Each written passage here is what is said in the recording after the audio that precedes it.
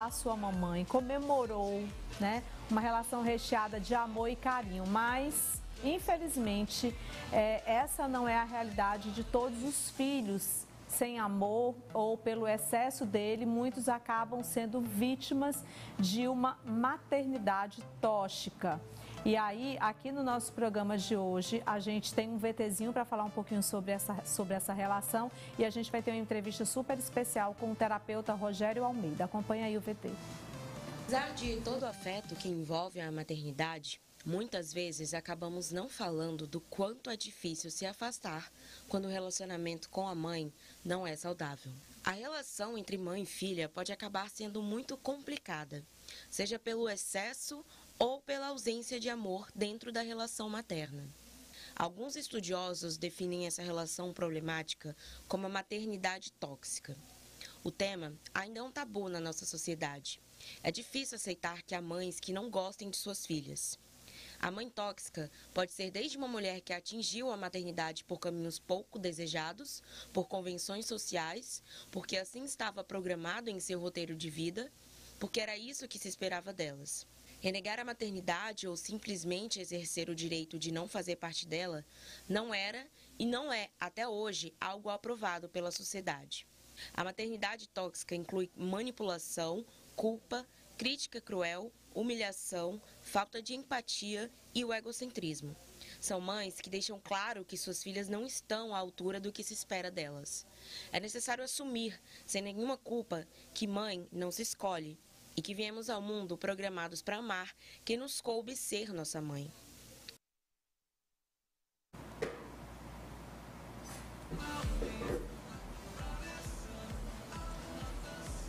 E hoje nós recebemos aqui no nosso programa o terapeuta Rogério Almeida para falar um pouco sobre a maternidade tóxica. Ontem foi o Dia das Mães, né, Rogério?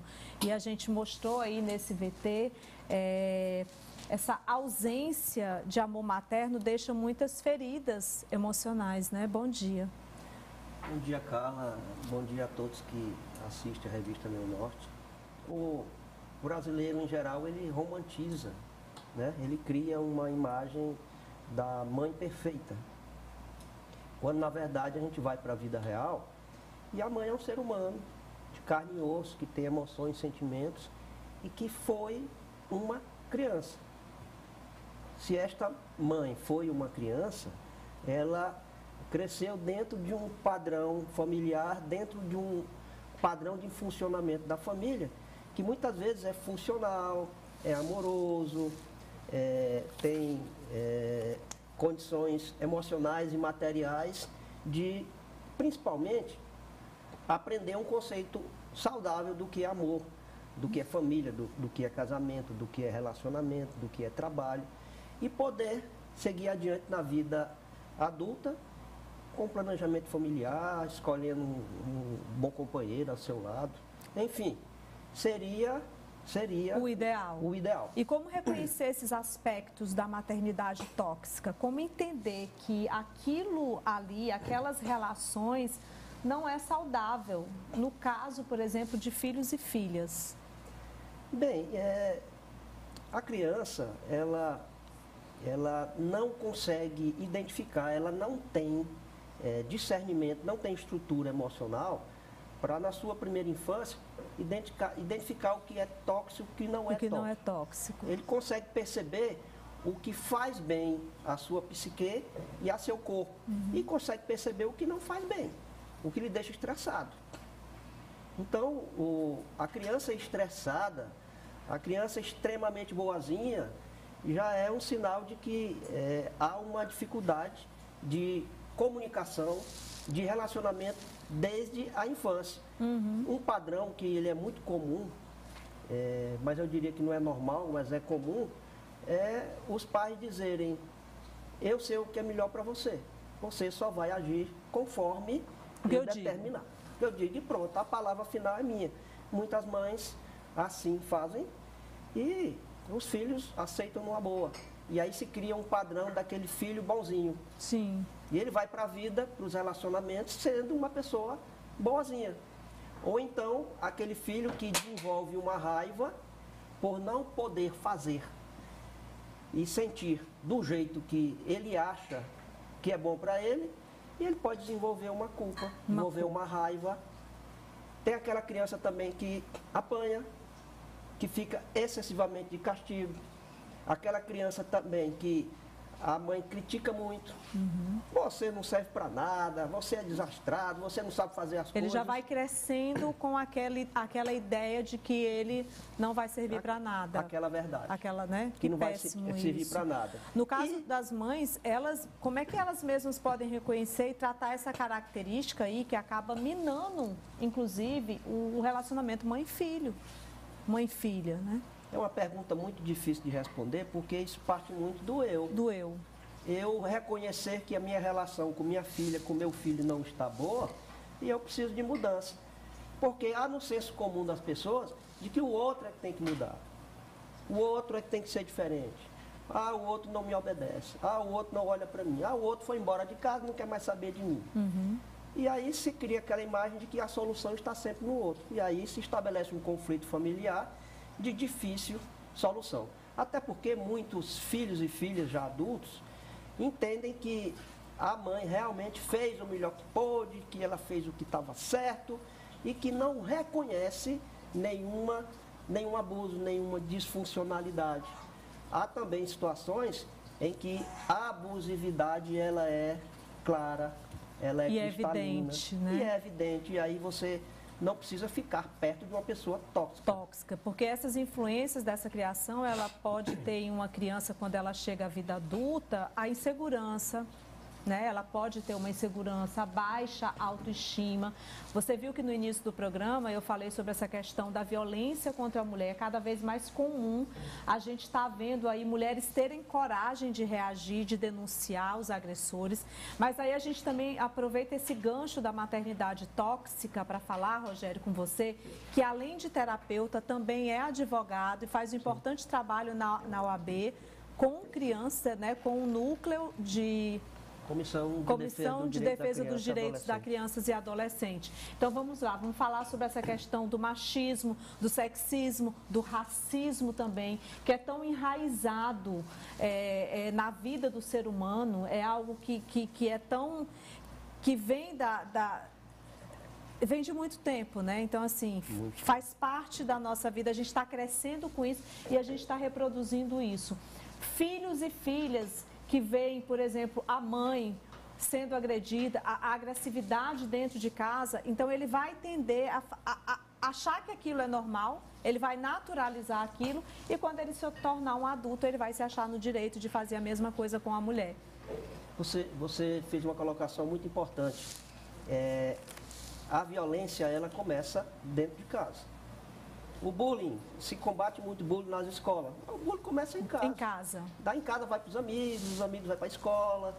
Então a violência, a dificuldade de comunicação, de interação nas relações familiares, começa dentro de casa, dentro do padrão de funcionamento da casa, das pessoas da casa. E a partir daí, muita violência simbólica, ela é passada de geração para geração. Por exemplo, o homem que manda na casa, cresceu com esse padrão. A mulher tem que ficar em casa, a função dela é cuidar de casa. O homem, ele pode levantar a voz para o filho, pode agredir o filho. Tem um padrão muito comum que o filho mais velho apanha, não pode reclamar, não pode sentir a raiva do pai e da mãe, ele vai descontar em quem? No filho mais novo. No filho mais novo. E o filho mais novo começa a sofrer violência do outro. Então, os filhos crescem num padrão de violência dentro da família, dificuldade de comunicação e de cada um conhecer qual a sua função, o seu lugar dentro da família, o seu papel na família e, principalmente, desenvolver um conceito de amor saudável, que tudo gira em torno disso. Tudo gira em torno disso. Do amor. Então, o amor vence tudo, né? Acontece tudo. Então, a criança, ela cresce achando que é normal uma violência, ou então ela sofre violência e ela terceiriza essa violência na sua relação de adulto. E tudo está intrinsecamente ligado à nossa primeira infância. A nossa formação da vida, ela parte ali do que nós recebemos enquanto ali na primeira infância, né, doutor Rogério? Na primeira infância, e até porque nas sociedades abertas como as ocidentais, em que as pessoas valorizam muito o ter em detrimento do ser, as pessoas elas têm uma dificuldade muito grande de se relacionar consigo e com as outras pessoas. Então as pessoas têm dificuldade de se comunicar, de dizer eu te amo, de dar um abraço, de poder ouvir um filho, né? Eu cresci assim. Eu é que mando, você tem que obedecer. Então eu tinha que ficar ali calado. Calado para quê? Para eu me sentir pertencente, eu continuar pertencendo àquele núcleo familiar. Inclusive, eu falo muito aqui no programa também, Rogério, sobre essa questão do pai e da mãe determinar o que o filho tem que ser no futuro. Você tem que fazer medicina. Você tem que fazer isso, você tem que ser igual a mim. Querer que o filho seja o espelho do que o pai é, do que a mãe é. Ótimo quando ele tem, dentro da sua educação formada, uma família equilibrada, onde dê exemplos para o filho, para a filha, exemplo de boas condutas, de muito amor. Agora, quando isso é colocado de uma forma opressiva para aquela criança, imagina o desenvolvimento dele na escola, imagine os problemas que ele vai ter lá no futuro. Hoje, inclusive, a gente tem muitos pacientes, muitas pessoas, eu tenho entrevistado várias psicólogas, terapeutas, que falam muito sobre essa questão do adulto se descobrir, por exemplo, com TDAH. Né? Então, assim, desenvolver várias situações já tardiamente, inclusive o próprio autismo. Que não foi, porque o autismo, hoje a gente sabe que o autismo não é uma doença, é uma condição, né? Mas muitas crianças, os pais, às vezes, trabalham tanto, correm tanto, dão tanta importância para o ter, que não observam os seus filhos dentro de casa, às vezes é a própria escola, né, que observam, por exemplo, um sinal de autismo, por exemplo, ou um TDAH, algum tipo de hiperatividade daquela criança, mas é necessário que se faça ali um tratamento psicológico, inclusive um tratamento psicológico para os pais, para as mães também, porque tem algumas mães que sofreram esse abuso quando crianças, e aí elas se tornaram as mães que a gente chama de... as mães que, não aceitam seus filhos, narcisistas. Aí tem a gravidez indesejada. A gravidez indesejada. 50% da gravidez no Brasil, ela é não planejada. E uma parte dessa é não desejada. E a psicologia perinatal, ela já estuda a comunicação entre a mãe e o feto. E o bebê ainda na gestação, eles se comunicam. Então, uma criança pode nascer de uma gravidez indesejada, achando que não é amada e que não é querida. E, a partir daí, ela ser uma criança insegura. Inclusive, tem uma pergunta aqui para você. É possível que essa mãe reconheça que ela é o problema? A minha mãe minou minha autoestima desde que eu era novinha. Desenvolvi o TA e hoje tem um transtorno de imagem. Olha aí, tá vendo? Aquilo que a gente estava falando.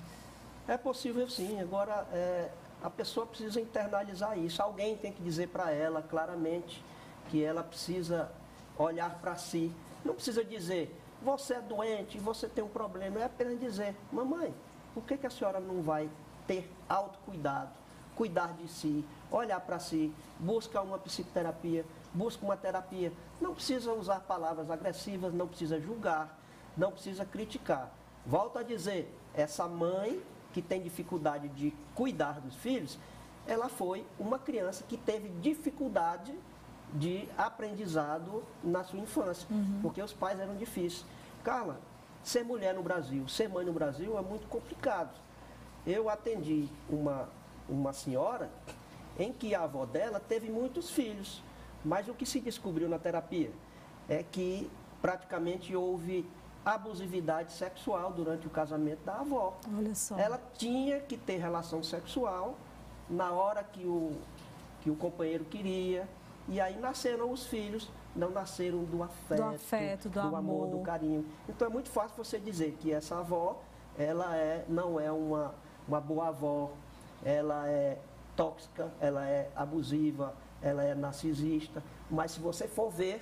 Então, é interessante fazer eu diria essa regressão. Essa regressão, né? E é isso que você faz. Histórico, né? Você faz isso nas suas terapias? Sim, a terapia da constelação e a da IOPT, ela faz um retorno até o momento da vida da pessoa, geralmente na infância, onde houve essa abusividade. Essa abusividade. Sim. Tenho mais perguntas aqui para você.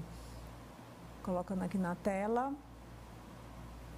Minha genitora nunca quis ser mãe. Hoje sofro por ela não ter escolhido a maternidade. Machuca muito. Pois é, isso acontece muito. Mas eu quero dizer o seguinte. Você não pode mudar o que aconteceu. O que passou, passou.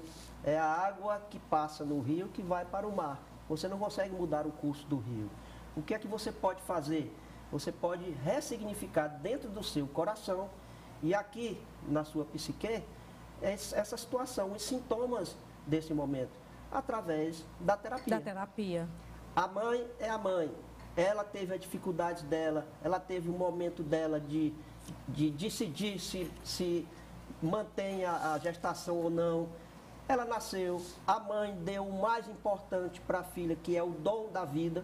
Com certeza. A filha pode dizer o seguinte... Ressignificar isso e tentar ter uma boa relação a partir de agora e melhorar esses conflitos, inclusive fazer uma regressão junto com a própria mãe, né, Rogério? Pode ser. Só que separadas, né? Separada. Se a mãe São aceitar um tratamento, separadas, ela faz, mas o tratamento para mãe e filha também é muito bom.